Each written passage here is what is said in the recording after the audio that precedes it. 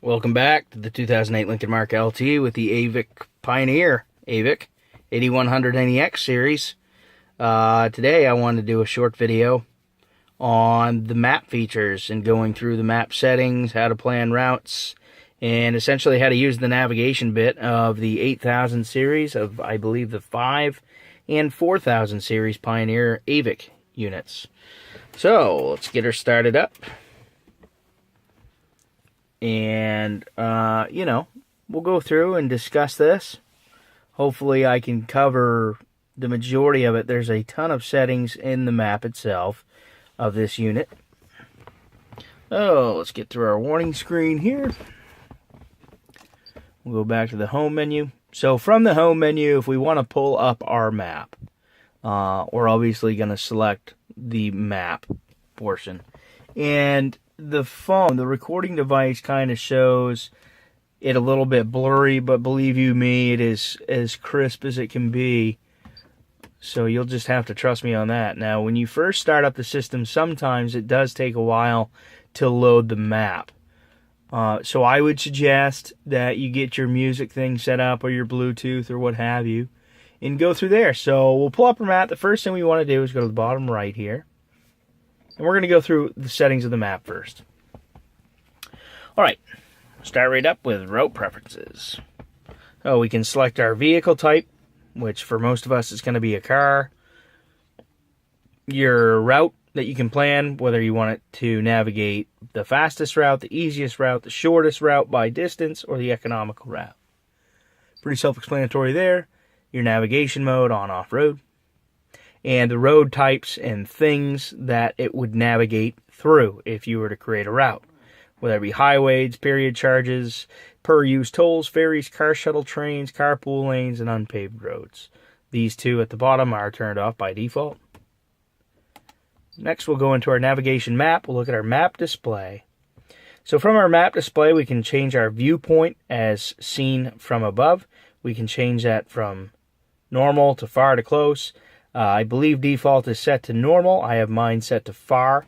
Now keep in mind that the system will automatically adjust the viewpoint depending on whether you're approaching an intersection, what your speed is, and what type of road you're on. But this is just a general rule of thumb for your viewpoint. So I prefer mine to be far. You can adjust your color mode to stay on day or night mode if you happen to like the nighttime view better. But I have mine set to auto. Your colors, your map colors, there's 12 of them. I don't see a huge difference between all of them, to be honest with you, but I do prefer the topographical elevation colored map for daytime. Night, I just have default. Your display on your map, you can display landmarks, buildings, 3D terrain, your logs that you have tracked. If you have done a route, obviously, and you track that log, you can have that show up on the map, and that's how you turn it off if you wanted to. Your place markers, these are your blimps that show up on the map. You probably saw a few of them when I was selecting the color. You can have restaurants, you can have hotels, airports, automotive services, pretty much anything show up. But what I would suggest is keeping this to a minimal. Because you are going to clutter your map up, especially in any major built-up area. Now, I have just a few of those selected. Your data fields. This is kind of a complex thing, and it's something that you have to mess around with a little bit. But these are the data fields that are on your map display, and you can adjust what each data field shows. So if you're not satisfied with if I was navigating to somewhere, say this north indicator, we want something else to show up there. Maybe we want, distance to our destination there. Maybe we want that. So we're going to go back into our settings, and that's where we're going to go into our data fields. Sorry about my finger in the way. I got to think about this for a minute. So we go to our navigation map. We go to our data fields. Now the question is, that north heading, which one was that? So we're without a route. So I don't have a route displayed right now. Maybe we can change that to altitude. Let's see if it adjusts. There you go. So I'm 187 feet above sea level. Good to know. Good to know. We'll change that back to heading. So anyway, though, yeah, so keep that in mind. Pretty neat. You can adjust a lot of things. First, time of arrival to destination by default. You can do distance, time to distance. I'm not sure what the difference is between time of arrival and time. Maybe just the time that you will get there. No, I'm sorry. I know exactly. Man, I'm dumb. Time of arrival is exactly that, and your time distance, say like 2 hours and 37 minutes. That's what that means. Time of arrival to your waypoints, distance, all kinds of jazz you can change. So you can change each one of those. Route progress bar. There's a progress bar on the far right part of the screen when you do navigation. We'll get into that later. And it shows the amount that you have left. I like that. It's pretty nice. Offer freeway services displayed. You have, I think, gas stations, restaurants, rest areas. Automatic overview of your route. Pretty nice. What you want to display on your navigation map, your signposts, your junction views. That's essentially, if you're approaching a major intersection, it'll actually show a 3D model of that intersection, showing the lanes and all that. Tunnel view, same thing, 3D model of the tunnel. This thing does work in tunnels. I've gone in Boston in some of the major tunnels there, and I haven't had any issues as far as losing GPS or at least my location. So no issues there. Offer congestion detour on highways. Offer hints. Parking, I have that turned off. I think that's on as default.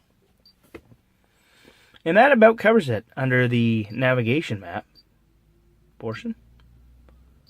Yep, that's it. Let's move over to our sound. We can adjust the volumes of all of our sounds within the map. Have a nice trip. Drive carefully. We can change our tones. Have a nice trip. Drive carefully.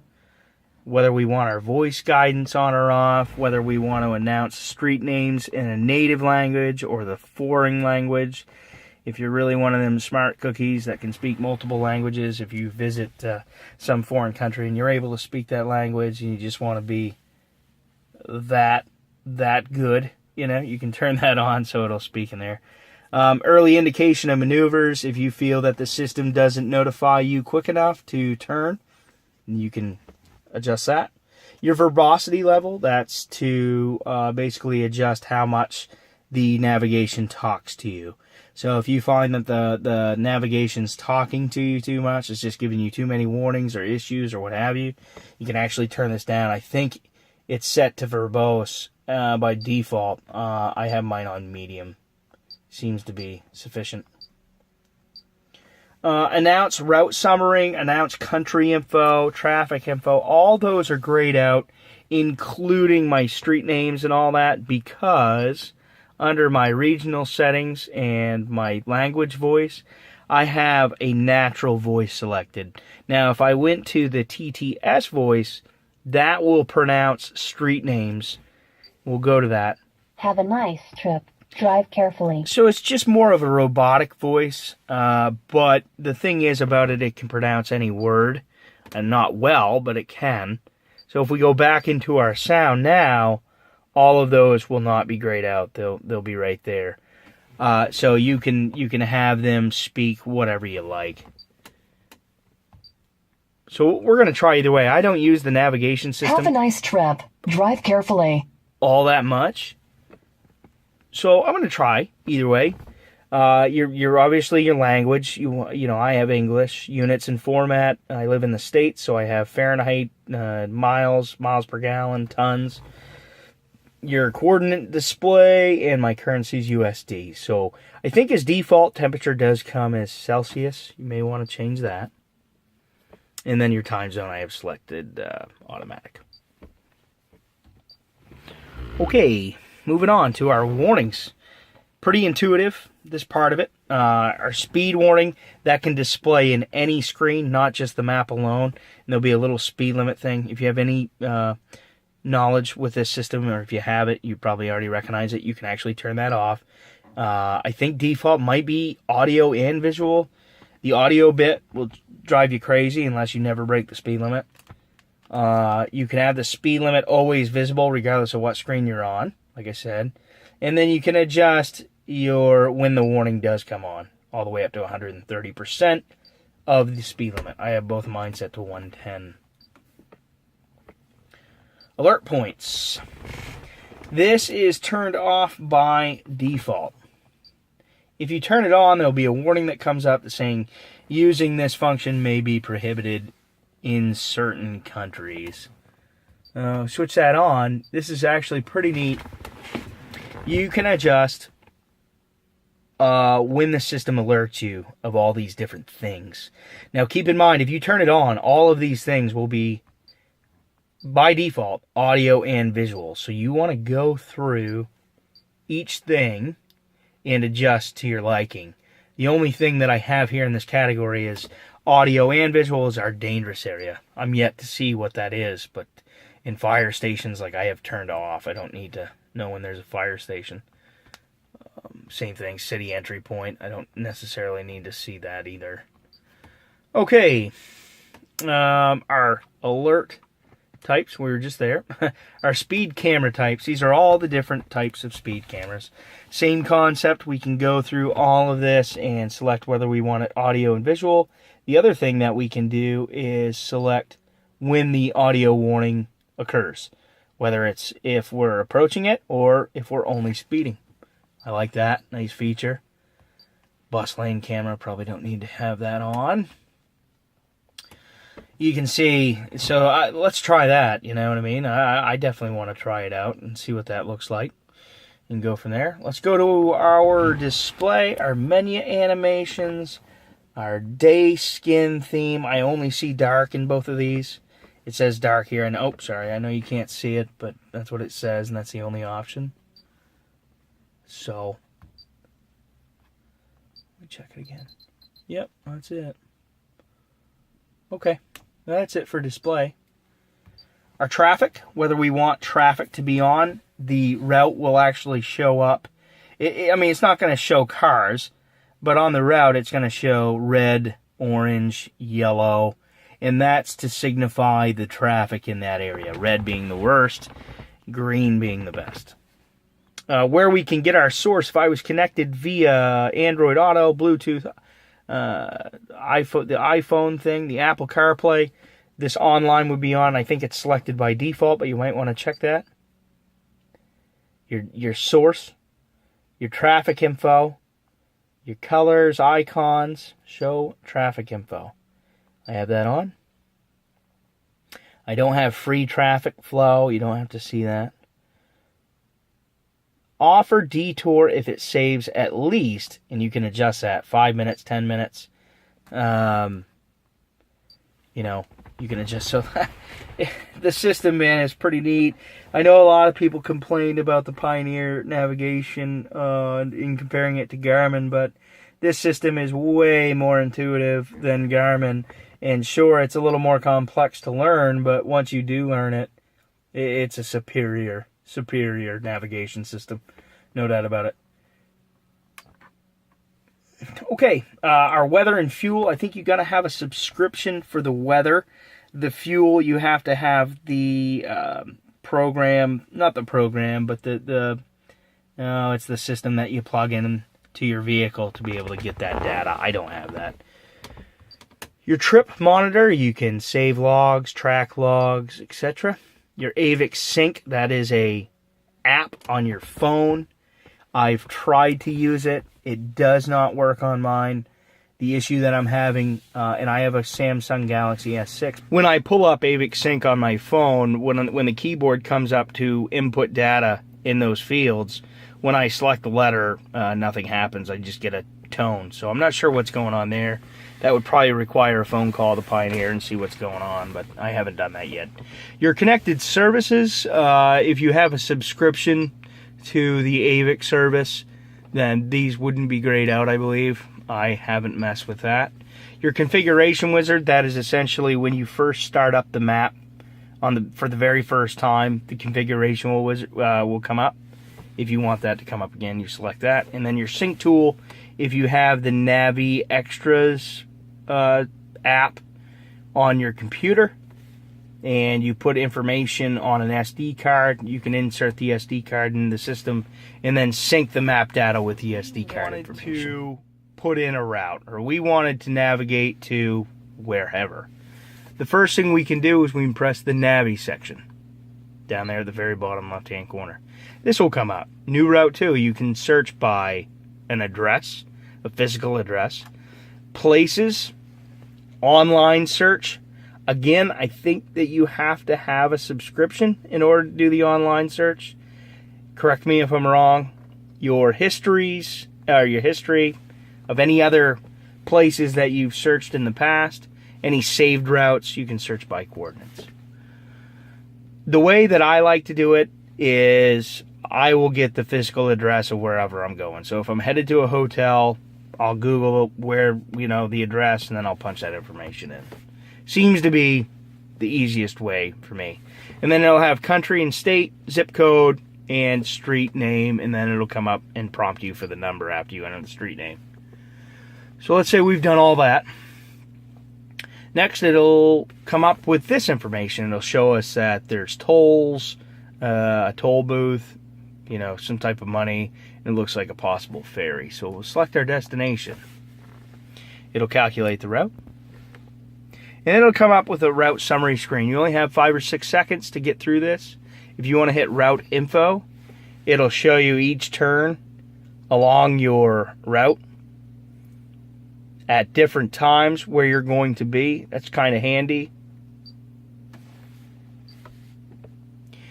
And then your alternative routes as well.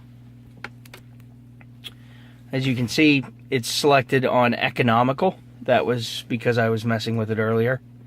But the economical route shaves off 5 miles and it has the same travel time as the fast route. Now, it will depict the differences on the map, but it's probably just right down in the major city there. We select the route, start navigation.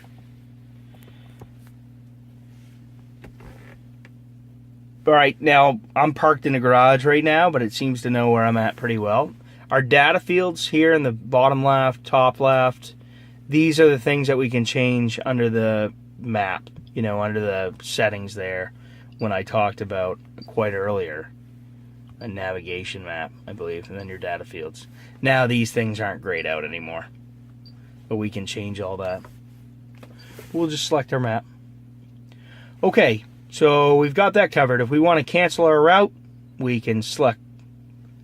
I'm sorry, I went a little too fast probably. Over here in the bottom right, and just simply cancel route. We can add waypoints to our route. We can do detours and alternatives, and we can again look at our route summary. If you weren't able to select that while it was loading, you can pull that back up right there. Okay, let's go ahead and cancel the route.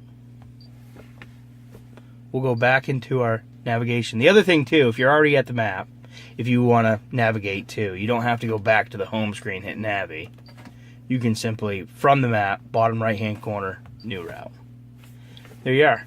But let's check out Route Planner. Let's say we're traveling a great distance and it's going to take multiple days. We want to add, an entire route. We're going to stop at numerous hotels and we're traveling, 1,000 miles. We can add several destinations. So let's say we add this one. Set as destination. Now we want to add another hotel. We can do that. I don't have any saved because like I said, I just updated my system. We want to add this one. And then we want to add this one, right? We can do that. We can add as many as we want. And then we can show a route and you can save the route and all that jazz. Guys, that covers, I think, just about everything as far as the map's concerned. You can tilt, pan, all that type of stuff if you have a capacitive touch screen. I will say that, like I said, it is a little slow, so you just got to be patient there. There's a lot to load. 2D and 3D.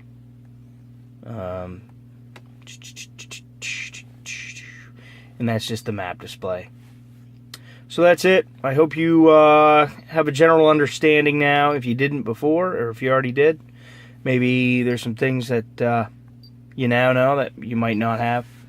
Under your about, you can look at your version, all that jazz. So anyway, guys, thanks for watching.